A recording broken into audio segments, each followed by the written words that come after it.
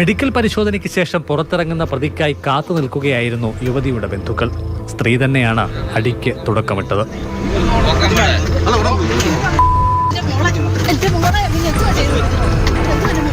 കണ്ടുനിന്ന ബന്ധുക്കളും കൈത്തരിപ്പ് തീർത്തു. ഇതിനിടെ ചിലർ വശത്തെ ഡോർ വഴി കൈയെത്തിയും അടിച്ചു. ഒരു തരത്തിൽ വാഹനം മുന്നോട്ടെടുക്കാൻ ശ്രമിക്കവേ ബന്ധുക്കളിൽ ചിലർ പിൻഡോർ തുറന്നു. അവിടെ വീണ്ടും അടിപൊട്ടി. ഏറെ പണിപ്പെട്ടാണ് പോലീസ് ജോജോയുമായി ആശുപത്രി പരിസരം വിട്ടത്. തിരുവല്ല കുരിശുകവല കട്ടപ്പുറം വീട്ടിൽ ജോജോയെ കൈവയ്ക്കുന്നതിന് 1 മണിക്കൂർ മുൻപായിരുന്നു യുവതി ആക്രമിക്കപ്പെട്ട സംഭവം.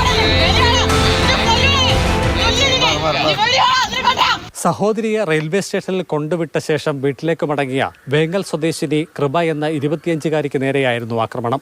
മൊബൈൽ ഫോണിൽ സംസാരിക്കുന്നതിനായി വാഹനം നിർത്തിയ വേളയിൽ പ്രതി യുവതിയെ സമീപിക്കുകയും ഇരുചക്ര വാഹനത്തിന്റെ താക്കോൽ ഊരിയെടുക്കുകയുമാണ് ഉണ്ടായത്.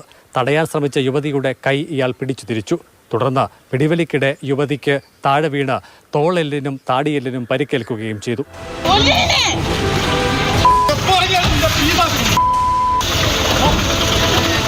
സംഭവത്തിന് സാക്ഷികളായ ഓട്ടോറിക്ഷ തൊഴിലാളികൾ അടക്കമുള്ളവർ ചേർന്ന് യുവതിയെ ആശുപത്രിയിലാക്കുകയും പ്രതിയെ തടഞ്ഞുവെക്കുകയുമായിരുന്നു.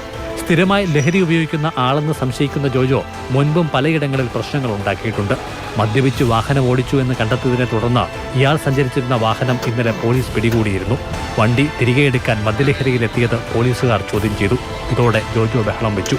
സ്റ്റേഷനിൽ നിന്നും പോലീസുകാർ ഇറക്കിവിട്ടതിന് പിന്നാലെയാണ് ഇയാൾ വഴിയിൽ കണ്ട യുവതിക്ക് നേരെ തിരിഞ്ഞത്.